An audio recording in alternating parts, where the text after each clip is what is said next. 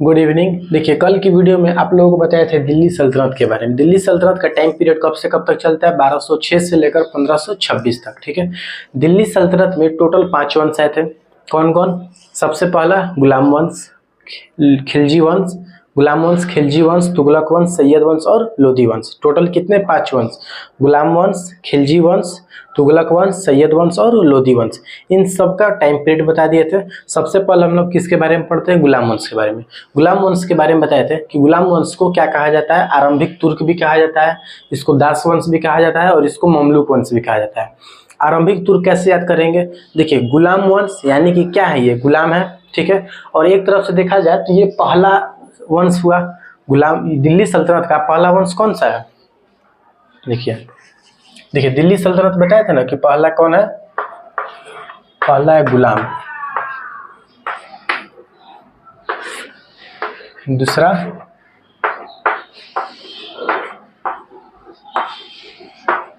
खिलजी, तीसरा तुगलक, चौथा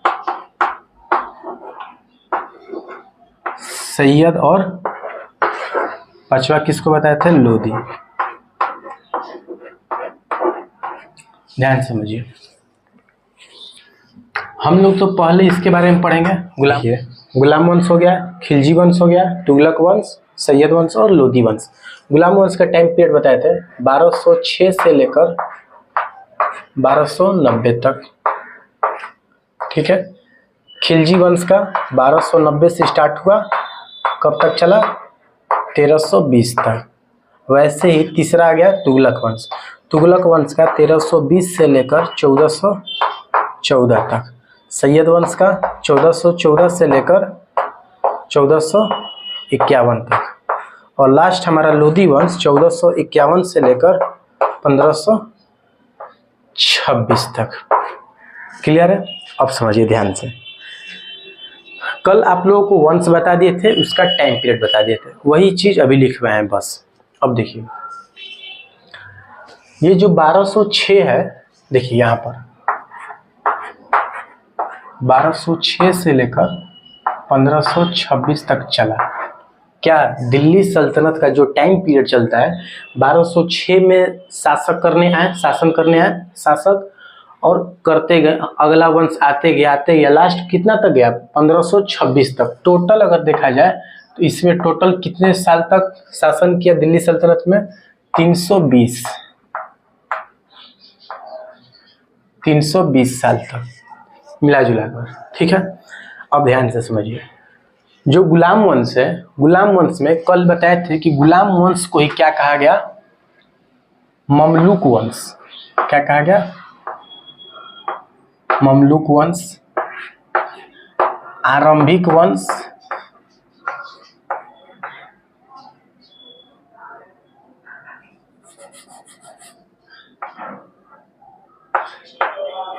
आरंभिक समझिएगा, आरंभिक वंश, और एक और क्या कहा गया इसको? दास वंश। देखिए, ममलूक वंश, ठीक है। आरंभिक तुर्क से क्या? देखिए, गुलाम थे, गुलाम को क्या कहते हैं? दास कहते हैं ना, तो याद कर लीजिए दास वंश। वैसे एक गुलाम यानी कि, अब देखिए, दिल्ली सल्तनत का सबसे पहला वंश कौन सा है? गुलाम वंश। पहला वंश, पहला को ही शुद्ध हिंदी में कहते हैं आरंभ, मतलब शुरुआत। आरंभिक का मतलब क्या होता है? शुरुआत, यानी कि आरंभिक। आरंभिक तुर्क, दास वंश और ममलूक वंश, ये चीज याद हो गया।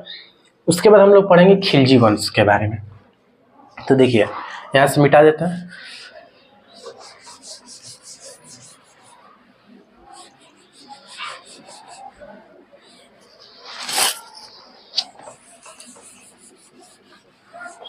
अब ध्यान से समझिएगा, गुलाम वंश के बारे में बताते हैं कि गुलाम वंश का जो पहला शासक आया, कौन था वो? देखिए, गुलाम वंश में टोटल 11 शासक हैं। टोटल कितने शासक हैं? 11 शासक। इन 11 शासक में 3 ऐसे शासक थे जो कि क्या थे? गुलाम थे। क्या थे? देखिए, ये क्या है? ये है आपको शासक।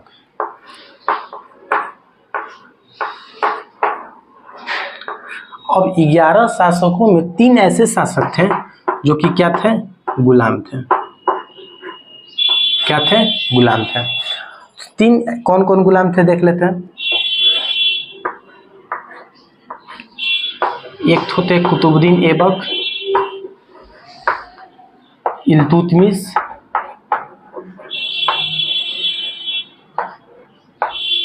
और तीसरा बलबन। क्लियर है। तो पहला गद्दी पर कौन बैठा, कुतुबुद्दीन ऐबक बैठ गया गद्दी पर, किसका, गुलाम वंश का। तो गुलाम वंश का सबसे पहला शासक कुतुबुद्दीन ऐबक। इसके बाद कौन बैठना चाहिए, इल्तुतमिश बैठना चाहिए। तो कुतुबुद्दीन ऐबक के बारे में बता दिए थे, कुछ कुछ उपाधि इसका लाख बख्श और इसको हातिम भी कहा गया। ये चीज समझ में आ गया ना। अब समझिए, कल तक का हो गया, कल हम जो जो बताए थे उसका रिकैप हो गया। अब चलिए ध्यान से समझिएगा।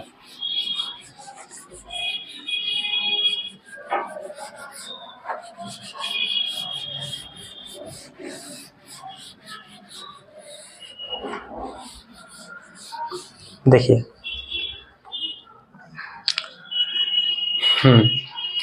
जो कुतुबुद्दीन ऐबक थे,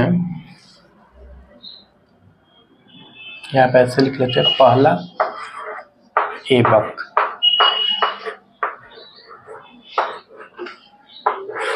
ठीक है। कुतुबुद्दीन ऐबक जो थे, इनको 3 लोगों से डर था। कितने लोगों से डर था, 3 लोगों से। कौन कौन, देखिए, सबसे पहला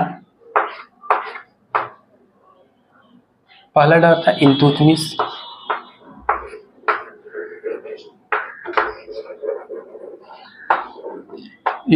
से। दूसरा डर था किससे, याल्दौज।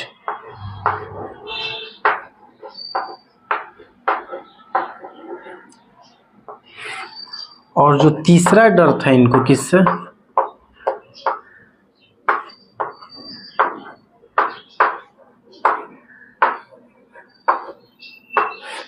कुबाजा। क्या, क्यों डर था, अब ध्यान से समझिए। पीछे क्लास में बताए थे आप लोगों को, अभी तुरंत बताया कि 3 गुलाम कौन कौन थे, ऐबक,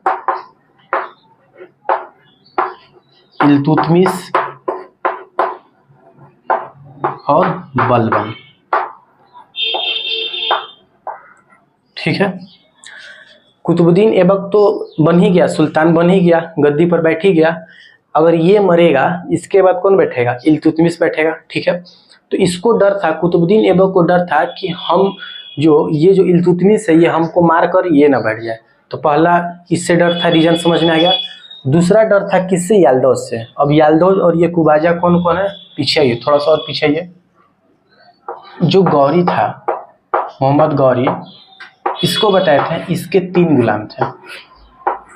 इसके कितने गुलाम थे, इसके 3 गुलाम बताए थे। कौन कौन, ऐबक, यही याल्दौज, और एक ये कुबाजा। ठीक है। इल्तुतमिश से कैसे डर था समझ में आ गया। याल्दौज ये रहा और कुबाजा ये रहा, इसका समझिए। ऐबक तो बना ही है, गद्दी पर बैठा ही है। याल्दौज जो है अब ये कहा कि अगर ये मरेगा तो हम बैठेंगे गद्दी पर, और इधर इन लोग सोच रहे हैं कि अगर ये मरेंगे तो हम बैठेंगे। इसीलिए डर था कि इधर से भी डर था और इधर से भी डर था। तो कुतुबुद्दीन ऐबक को कितने लोगों से डर हुआ, 3 लोगों से। कौन कौन, इल्तुतमिश, याल्दौज और कुबाचा। समझ में आ गया। अब ध्यान समझिए। तो क्या किया जाए, जब इतना डर था तो इसने, कुतुबुद्दीन ऐबक ने एक दिमाग लगाया और इसने क्या किया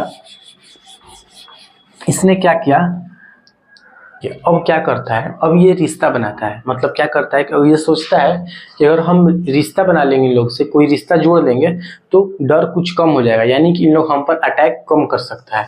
तो इल्तुतमिश के साथ क्या किया, अपनी बेटी का शादी करा दिया। क्या किया, अपनी बेटी का शादी करा दिया। ठीक है। याल्दौज के साथ क्या किया, खुद शादी कर लिया, याल्दौज की बेटी से खुद शादी कर लिया, इसकी बेटी से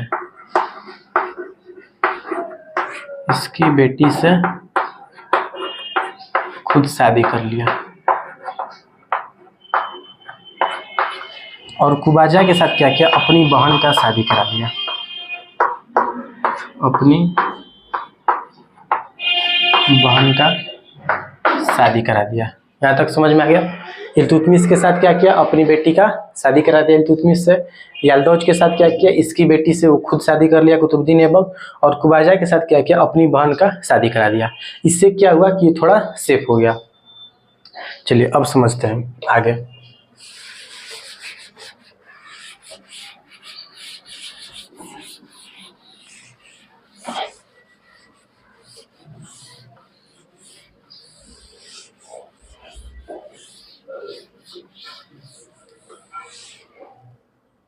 ध्यान से समझिएगा। अब देखिए अब क्या होता है। अब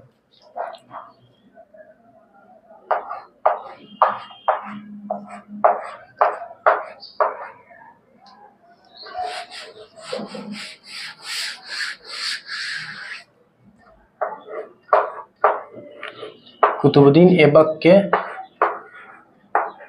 कार्य,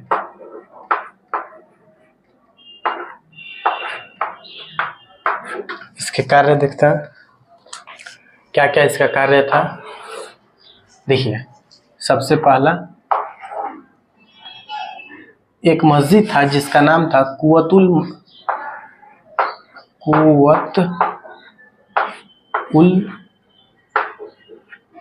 मस्जिद। कुवतुल मस्जिद का निर्माण किया था, बनवाया।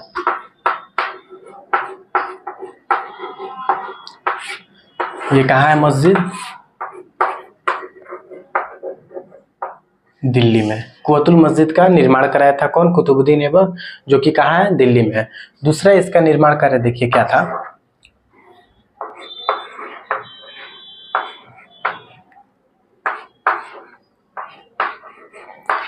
कुतुब मीनार का नींव, कुतुब मीनार का नींव रखा कौन, कुतुबुद्दीन ऐबक ने नींव रखा, यानी कि बात किया कि हाँ कुतुब मीनार बनना चाहिए। 2 फ्लोर शायद बनवाया भी था। किसकी याद में बनवाया था, तो अपने गुरु बख्तियार काकी के, बख्तियार काकी की याद में। किसकी याद में बनवाया था, बख्तियार काकी की याद में बनवाया था क्या, कुतुब मीनार। ठीक है अब समझिए, इसको पूरी तरह से किसने बनवाया, यानी कि ये तो बस नींव रखा तब तक इसकी मृत्यु हो जाती है, किसी कुतुबुद्दीन ऐबक की। पूरी तरह से बनवाते हैं कौन, पेपर में क्वेश्चन आ गया कि पूरी तरह से कौन बनवाया, तो इल्तुतमिश बनवाता है।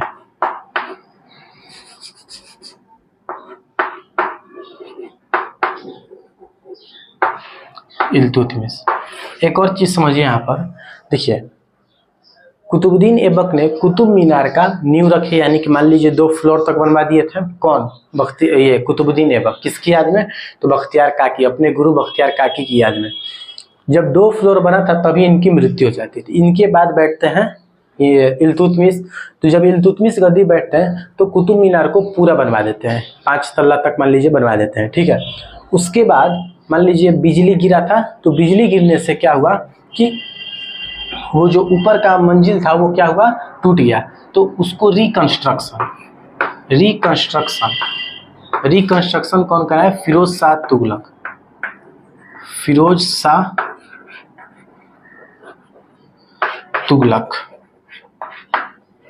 कौन कराया, फिरोज शाह तुगलक। यहाँ तक समझ में आ गया। फिर से एक बार समझिए ध्यान से। कुतुबुद्दीन ऐबक के निर्माण कार्य, इसने क्या क्या बनवाया था, कुवतुल इस्लाम मस्जिद जो कि कहाँ है, दिल्ली में एक बनवाया था। उसके बाद कुतुब मीनार का नींव रखा। कुतुब मीनार का नींव रखा कौन, कुतुबुद्दीन ऐबक ने। किसकी याद में, बख्तियार काकी की याद में। बख्तियार काकी क्या लगते थे, इसके गुरु। किसने बनाया, इल्तुतमिश ने। रिकंस्ट्रक्शन टूटने के बाद दोबारा इसको किसने बनवाया, फिरोज शाह तुगलक ने। अब ध्यान से समझिए तीसरा क्या था, तीसरा था अढ़ाई दिन का झोपड़ा, अढ़ाई दिन का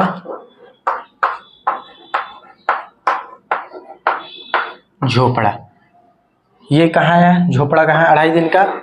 ये अजमेर में। कहाँ है? अजमेर में। ये जो अढ़ाई दिन का झोपड़ा, ये एक मस्जिद था जो कि कहाँ है? अजमेर में। बनवाया था किसने? कुतुबुद्दीन ऐबक ने। तो यहाँ तक समझ में आ गया कुतुबुद्दीन ऐबक के निर्माण समझ में आ गया। क्या क्या था? कुव्वतुल इस्लाम मस्जिद, कुतुब मीनार का नींव रखा, पूरी तरह से बनवाई इल्तुतमिश ने, इसको रिकंस्ट्रक्शन कराया फिरोज शाह तुगलक ने। और क्या अभी समझा है किसकी याद में बनाया था कुतुब मीनार? तो बख्तियार काकी, जो किसके गुरु थे? किसके गुरु? कुतुबुद्दीन ऐबक के। अढ़ाई दिन का झोपड़ा यहाँ है अजमेर में। ये क्या था? एक मस्जिद था, मस्जिद बनवाएगा। यहाँ तक क्लियर है? चलिए आगे समझते हैं।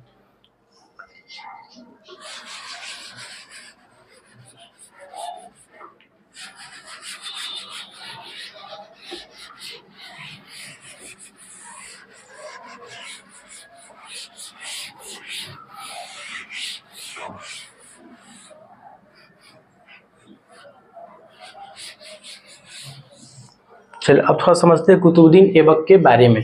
देखिए कुतुबुद्दीन ऐबक ने क्या किया।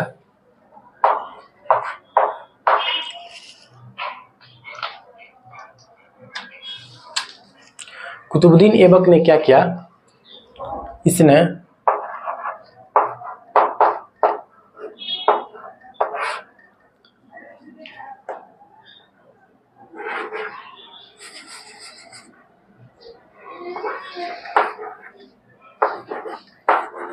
खुतबा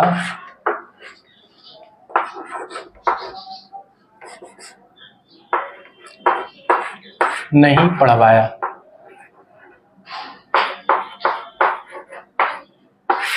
खुतबा क्या होता है समझिए। देखिए खुतबा क्या होता है?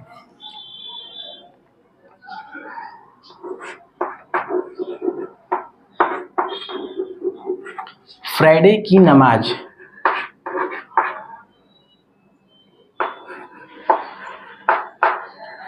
नमाज से पहले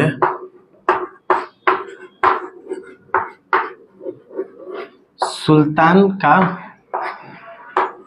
नाम लिया जाता था, लिया जाता था। उसी को क्या कहते हैं?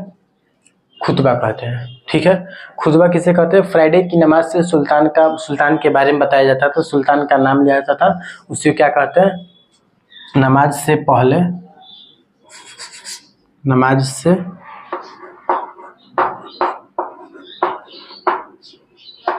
पहले सुल्तान का नाम लिया जाता था, उसी को क्या कहते हैं? खुतबा कहते हैं। समझ में आ गया ये? और समझिए इसने और क्या किया। हाँ, इनकी मृत्यु कब हुई थी? डेथ,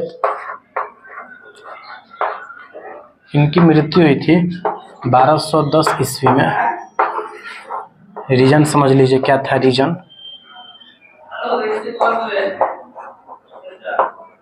रीजन क्या था? पोलो खेलते समय, पोलो खेलते समय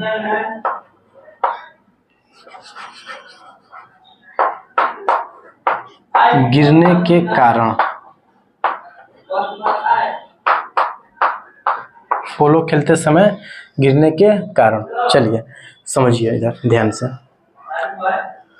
कुतुबुद्दीन ऐबक के बारे में कुछ और हम लोग समझ रहे हैं। इसने खुतबा नहीं पढ़वाया, खुद के नाम का खुतबा नहीं पढ़वाया था। खुतबा क्या होता है? फ्राइडे की नमाज से पहले सुल्तान का नाम लिया जाता था। फ्राइडे की नमाज से पहले क्या होता था कि सुल्तान जो थे उनका नाम लिया जाता था, उनके बारे में बताया जाता था, उसी को क्या कहते हैं? खुतबा कहते हैं। कुतुबुद्दीन ऐबक की मृत्यु हुई थी 1210 ईस्वी में। कैसे मृत्यु हुई थी? रीजन समझिए। पोलो खेलते समय गिरने के कारण। देखिए पोलो खेलते थे पहले, तो पोलो क्या होता था कि घोड़े पे बैठ के नीचे ऐसे डंडे से मारा जाता था, तो उसी में मारने के कारण वैसे ही चल रहे थे और डायरेक्ट गिर गए घोड़े पर से, और उसी टाइम इनकी मृत्यु हो गई। तो इनकी मृत्यु कब हुई? 1210 ईस्वी में। तो यही था कुतुबुद्दीन ऐबक के बारे में। चलिए अब इसके बाद जो अगला शासक बैठा गद्दी पर गुलाम वंश के, वो कौन था? आराम शाह। कौन बैठा? आराम शाह। तो पहले कुतुबुद्दीन ऐबक के बारे में थोड़ा सा क्वेश्चन कर लेते हैं। चलिए समझिए, आप लोग अपने में बताइएगा। कुतुबुद्दीन ऐबक का टाइम पीरियड कब से कब तक चलता है? 1206 से लेकर 1210 ईस्वी तक। क्या कुतुबुद्दीन ऐबक ने खुद को सुल्तान की उपाधि ली थी? नहीं, कुतुबुद्दीन ऐबक ने खुद को सुल्तान की उपाधि नहीं ली थी। यह क्या कहा कि हम एक मतलब सिपह सलार ही रहेंगे, मतलब हम एक मंत्री ही बनकर रहेंगे, हमको उतना बड़ा उपाधि नहीं चाहिए। कुतुबुद्दीन ऐबक ने कोई बड़ा युद्ध नहीं लड़ा, कुतुबुद्दीन ऐबक न कोई अच्छा काम किया, न सिक्का निकलवाया, न कुछ। कुतुबुद्दीन ऐबक गरीबों का जो मसीहा था, यानी कि हातिम उसको कहा गया। लाखों का दान करता था, उसे लाख बख्श कहा गया। और क्या क्या पढ़े कुतुबुद्दीन ऐबक के बारे में? कुतुबुद्दीन ऐबक का नाम का मतलब होता है चंद्रमा, ठीक है। कुतुबुद्दीन ऐबक का निर्माण कार्य क्या क्या था? कुव्वतुल इस्लाम मस्जिद जो बनवाया था, उसके बाद वो कहाँ है? दिल्ली में है। उसके बाद कुतुब मीनार का नींव रखा, किसकी याद में बनवाया था? बख्तियार काकी। इसके गुरु का नाम क्या था? बख्तियार काकी। क्लियर है। और इसको पूरी तरह से बनवाए थे इल्तुतमिश, और रिकंस्ट्रक्शन कौन करवाया था? रिकंस्ट्रक्शन करवाया था फिरोज शाह तुगलक ने, ठीक है। यहाँ तक क्लियर है। इसकी मृत्यु कैसे हुई थी? पोलो खेलते समय घोड़े से गिरने के कारण। उसके बाद इनकी मृत्यु कब हुई थी? 1210 ईस्वी में।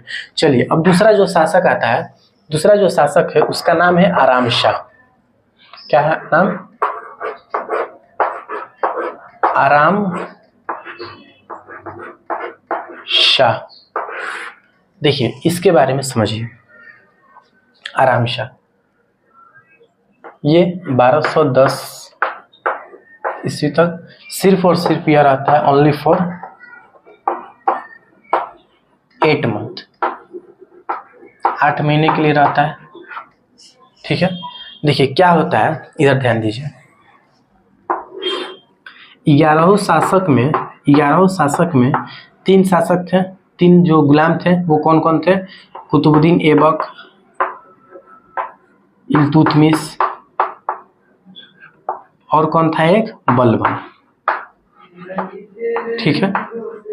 और इधर देखिए 11 शासक थे टोटल 11 थे, और ये 3 क्या थे? गुलाम थे, ठीक है। टोटल 11 थे और ये 3 गुलाम थे। ये आराम सा कहाँ से आया? ये आराम सा इसमें से उठकर आ गया। अभी ये 3 जो गुलाम थे उनका चलता लाइन बाय लाइन, इसमें से पूरा होते उसके बाद इसमें आता।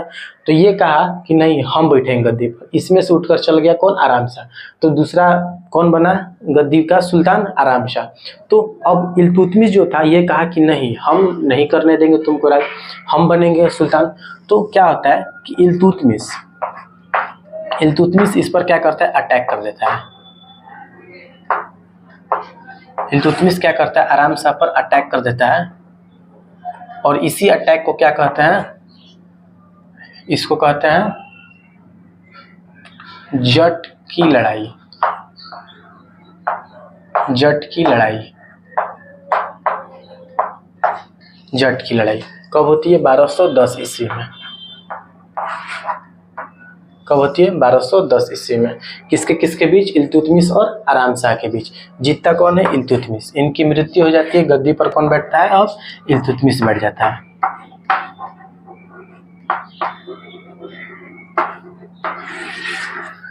ठीक है। चलिए अब कल की वीडियो में इल्तुतमिश के बारे में बता देंगे, उसके बाद जितने भी शासक धीरे धीरे आए